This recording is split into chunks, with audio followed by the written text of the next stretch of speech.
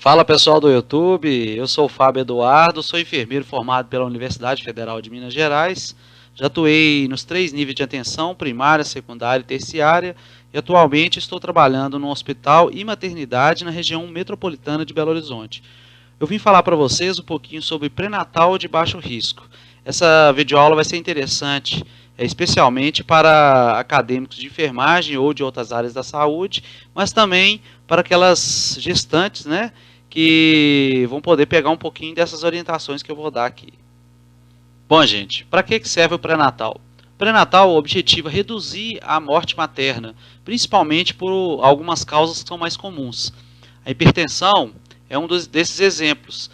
Uma vez que ela não trata a hipertensão, ela pode evoluir para uma pré-eclâmpsia, eclâmpsia, até mesmo síndrome de HELP, e evoluir aí com problemas renais, às vezes edema agudo de pulmão, complicações maiores, até a morte materna e a morte da criança também. Algumas hemorragias que nós vamos descrever mais adiante, infecções, especialmente infecção do trato urinário, que é muito comum em gestantes.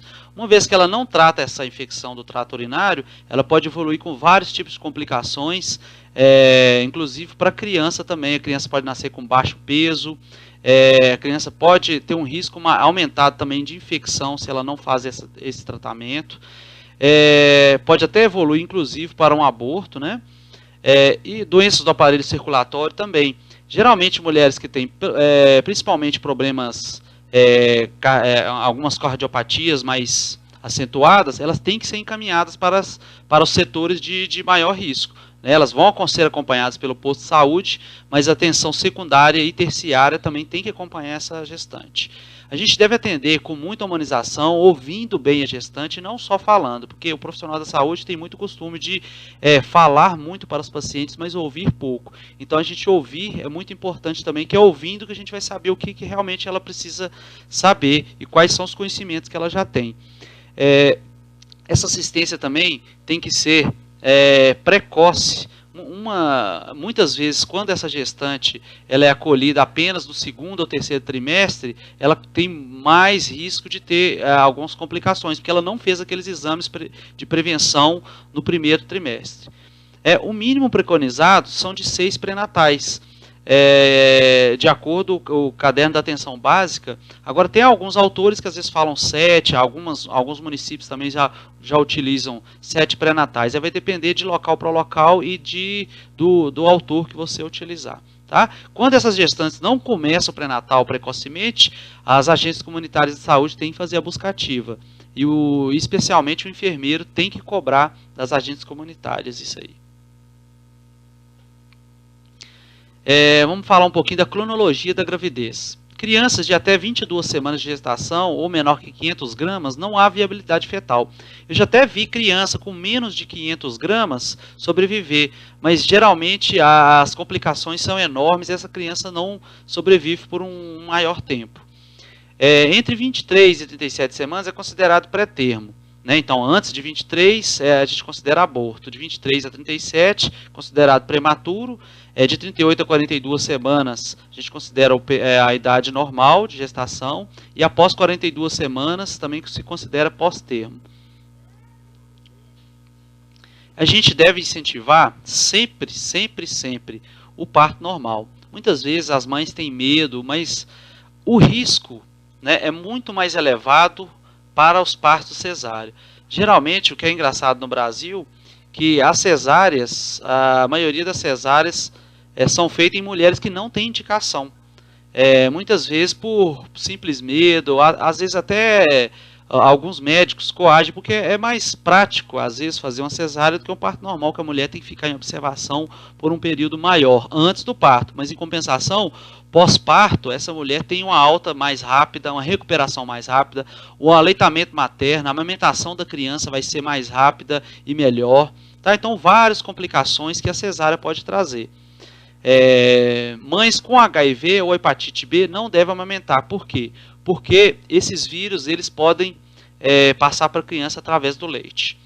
Não se deve amamentar em outra mulher que não seja a própria mãe da criança. Quem já ouviu falar, das mães de peito, antigamente, que era muito comum, Agora, isso não pode ser usado mais. O que pode acontecer é a mãe doar aquele leite para a instituição de saúde, porque a instituição de saúde vai fazer o teste daquele leite para ver se ele é viável ou não. Medicamentos, as gestantes não podem tomar nenhum tipo de medicamento sem orientação médica. Então, sempre essas gestantes devem tirar as dúvidas com o médico, com o enfermeiro, no ato dessas consultas. As consultas devem ser intercaladas, geralmente, entre enfermeiro e médico, depende de local para local, mas geralmente é uma com o médico e uma com o enfermeiro.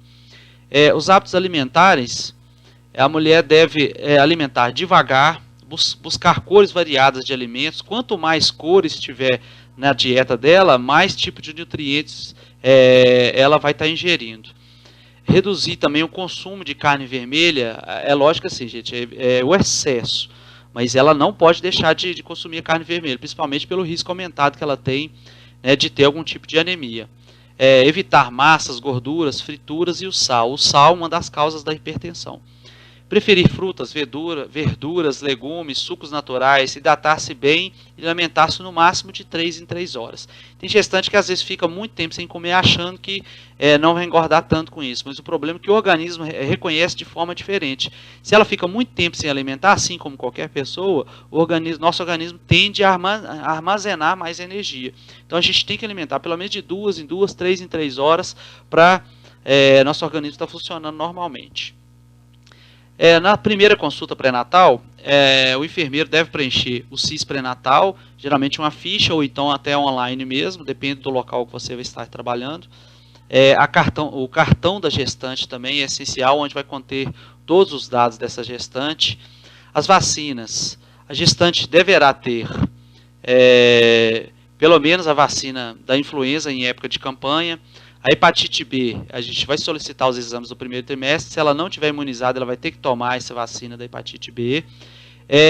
Há cerca de 1 ano e meio, eles entraram com essa nova vacina antitetânica, que é a DTPA, que é após a 27ª semana da gestação, que ela pode ser dada. Tá? Então, assim, creio eu que todos os municípios, a partir de 1 ano para cá, já tem essa vacina disponível. O preventivo do colo do útero, geralmente, quando é uma gestante acima de 25 anos, a gente orienta a fazer.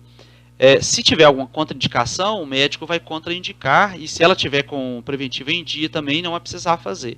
Agora, se caso ela for menor de 24 anos, é o que preconiza o caderno de atenção básica, tá? Ela pode fazer também, desde que ela tenha alguma queixa.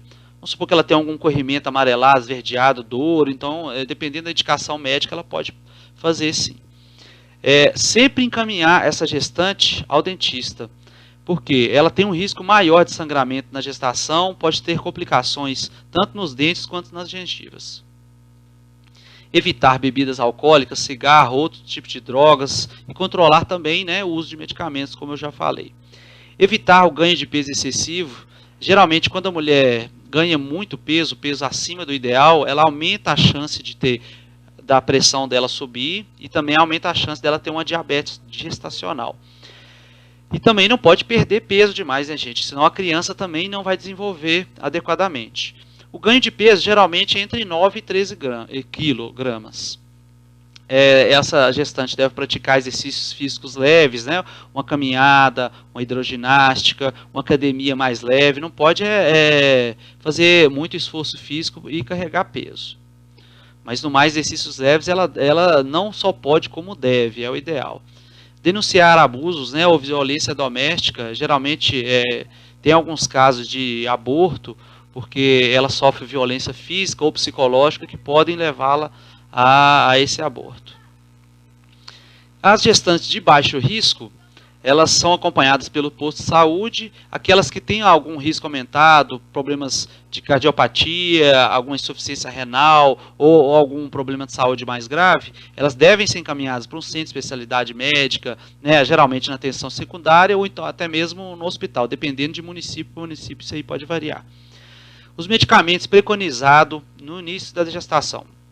O sulfato ferroso, 40 mg, geralmente ela toma um comprimido ao dia, 1 hora antes do almoço. O ideal é ingerir isso com suco de frutas cítricas, que ajuda na absorção do ferro. O ácido fólico, 5 miligramas, um comprimido também ao dia, para prevenir anemia também, né, e a malformação do tubo neural dessa criança. O ideal, essa mulher, pensando em engravidar, ela já deveria tomar isso antes mesmo da gravidez. Os exames geralmente preconizados são, né, o hemograma, o exame de urina, mais urocultura, que não é rotina para mulheres comuns, a urocultura, mas para gestantes, às vezes tem alguns exames de urina que dão negativo, mas eles dão falso negativo, e ela está com a infecção, mas não detecta. E o urocultura vai ajudar nesse diagnóstico. Glicemia e jejum, o tipo sanguíneo, sífilis, anti-HBS, para ver se ela está imunizada contra hepatite B, anti-HIV, toxoplasmose. Rubéola não é tão comum, mas em todos os municípios, né? Alguns municípios ainda solicitam, mas nem todo município solicita, não. E outros, né, se tiver indicação médica. As consultas devem ser, né, mensais até a 28ª semana, quinzenais da 28ª até a 36ª semana, e semanalmente, a partir dessa data aí, até a data que ela vai ter o parto. E geralmente, como eu falei, as consultas são intercaladas entre enfermeiro e médico.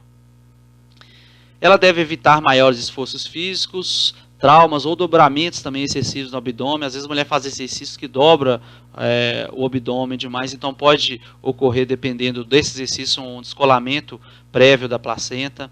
Evitar viagens do final da gestação, por quê? Imagina só, se ela está na estrada e já está prestes a ganhar, depois da 38ª semana, por exemplo, né? Pode ser um complicador isso aí. Evitar atividade sexual intensa e não praticar se dor, né, se tiver com algum tipo de dor ou sangramento. É sempre atentar à indicação médica. Se o médico contraindicar totalmente, ela tem que evitar realmente atividade sexual. Trabalhar normalmente se não tiver contraindicação médica, e também dependendo da atividade dessa mulher. Se for uma atividade mais intensa, ela deve mudar de função na empresa. Ela tem direito, inclusive, a isso. Buscar práticas integrativas e complementares, né, atividades prazerosas, às vezes uma leitura, crochê, o que ela gosta de fazer para distrair o seu tempo, para ela não ficar muito ansiosa com a gravidez. Hábitos de higiene também são muito importantes, né, o banho, a higiene genital também é importante para evitar qualquer tipo de infecção. Os direitos que a gestante tem, né, ela tem direito a acompanhante antes, durante e após o parto também. Tem direito a 120 dias de licença maternidade, apesar que tem alguns municípios que já cedem além dessa data que é preconizado. O pai tem direito a 5 dias de licença maternidade. Em caso de aborto, ela terá 2 semanas também de repouso garantido. Direito a 2 descansos especiais de meia hora cada para amamentar o bebê, né, depois do parto, até o 6º mês da criança, ou mais se tiver indicação médica. Tudo tem que ter a solicitação do médico. Tem direito à mudança de cargo se risco à gravidez, com indicação médica também. Tem que ter um relatório médico para ela encaminhar para a empresa. Não pode ser demitida até 6 meses após o parto. Tem direito à creche também na empresa, se essa empresa for uma empresa maior, onde ela tem mais de 30 mulheres trabalhando na mesma instituição.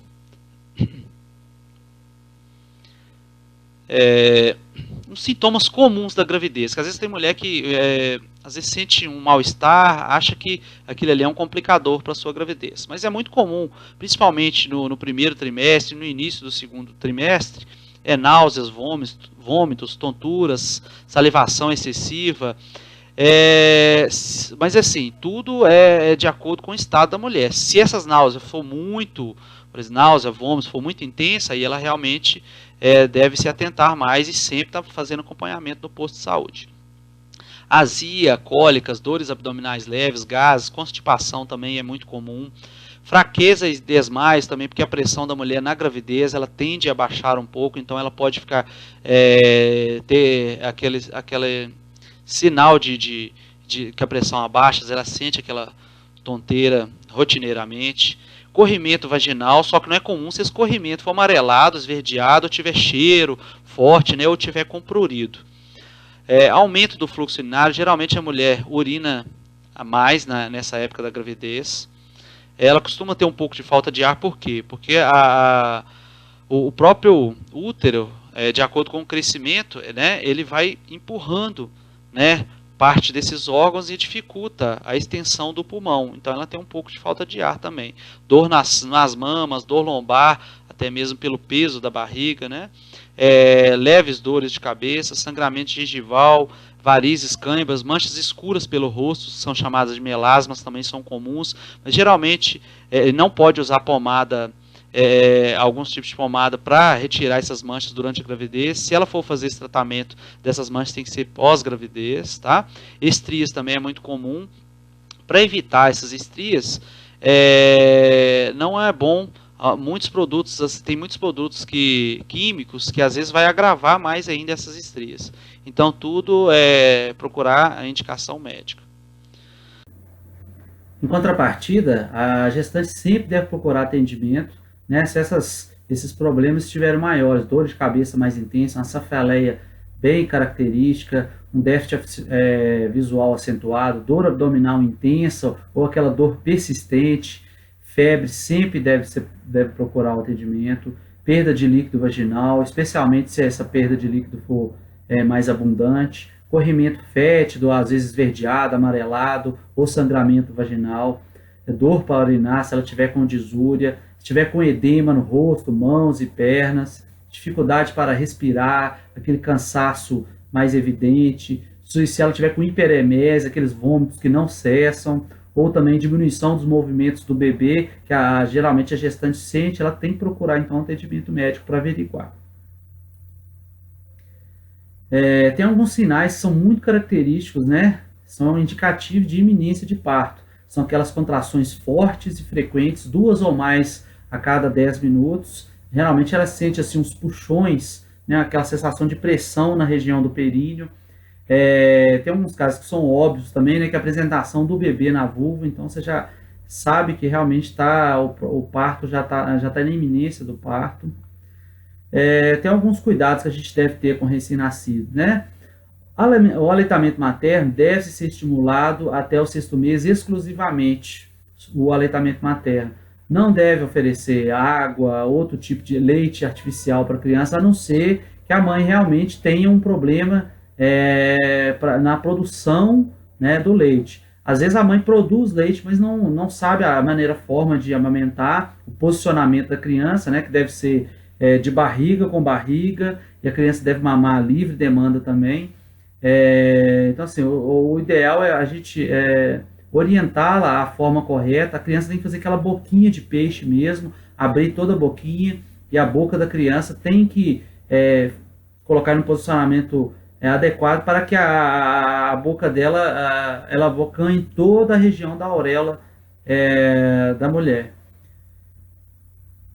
Ela deve sempre também mamar uma mama para depois mamar a outra, porque assim você vai estimular mais a produção de leite. Porque às vezes tem mãe que coloca a criança para mamar um pouquinho da outra, às vezes a produção de leite ela é reduzida por não saber fazer da maneira correta. A criança, após o parto, deve mamar nas primeiras 2 ou 3 horas, né? Porque o risco de hipoglicemia da criança recém-nascida é muito grande.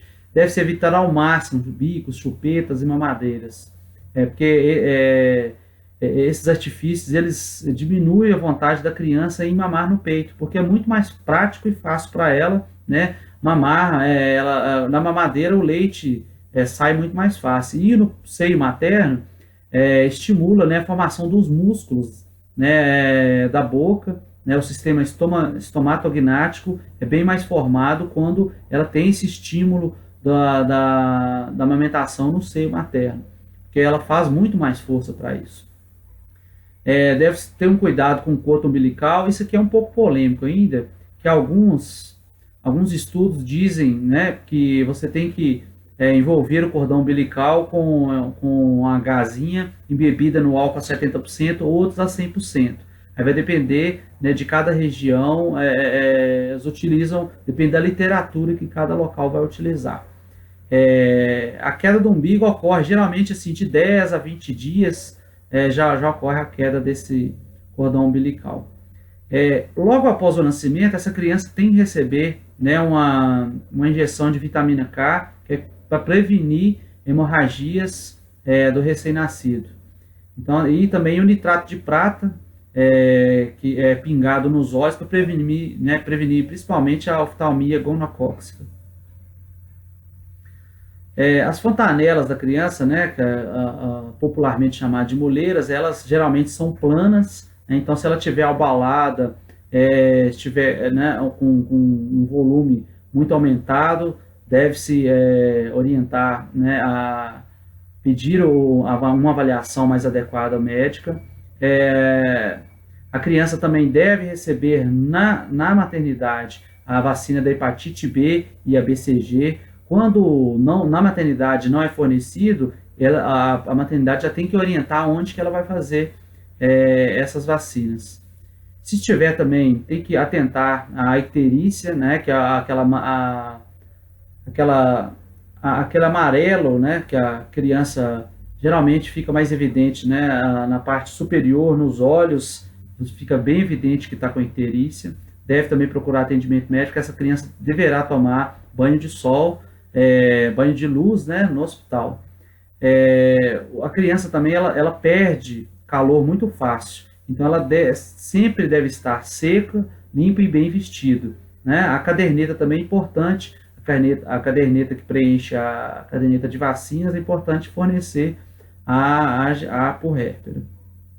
Deve estar sempre realizando a higiene oral, pode ser com gazinha, com água. Deitar a criança sempre de barriga para cima para dormir. Muitas mães deixam a criança deitada de lado, não é o ideal. Vários estudos comprovam que de barriga para cima a chance dessa criança se sufocar é bem menor do que lateralmente. O teste do pezinho deve ser realizado até o quinto dia de vida do recém-nascido. O teste da orelhinha também geralmente faz ou na maternidade ou então ela é encaminhada para realizar em outra instituição. Com a gestante, os cuidados que a gente tem que ter, né? Geralmente tem né, os lóquios fisiológicos por até um período assim de 30 dias. Ela tem, às vezes, ainda um pouco de sangramento, mas se esse sangramento for intenso, requer uma avaliação clínica. Cuidado também com o sangramento aumentado, uma dor abdominal maior, febre, vermelhidão e calor no local da ferida cirúrgica. Ela sempre deve retornar à maternidade, né? Até os primeiros 30 dias a maternidade é responsável pela puérpera. Não lavar os mamilos a toda hora para evitar, né, de ocasionar rachaduras na região dos mamilos. Se ficar lavando sempre com água e sabão, resseca a região dos mamilos e pode ocasionar ferimentos. Mantendo sempre também as mãos higienizadas para evitar contaminação. Não use cremes ou pomadas nos mamilos, que você também pode favorecer essas rachaduras. E também vai atrapalhar o aleitamento materno devido, né, à presença desses cremes ou pomadas. Expor ao sol evita também rachaduras, porque a incidência de luz solar melhora um pouco a epitelização da região. Então, se tiverem dúvidas sobre essa videoaula, sobre a gravidez, parto, recém-nascido, puerpério, é uma videoaula um pouco curta, mas também não dá para falar tanta coisa, porque senão o vídeo fica um pouco enjoativo. Mas qualquer dúvida que vocês tiverem, pode deixar aqui abaixo os comentários que eu respondo para vocês, beleza? Então é isso aí, muito obrigado. Vou deixar aqui as referências que eu utilizei nesse trabalho, ok? Então é isso aí, galera, um prazer, até a próxima.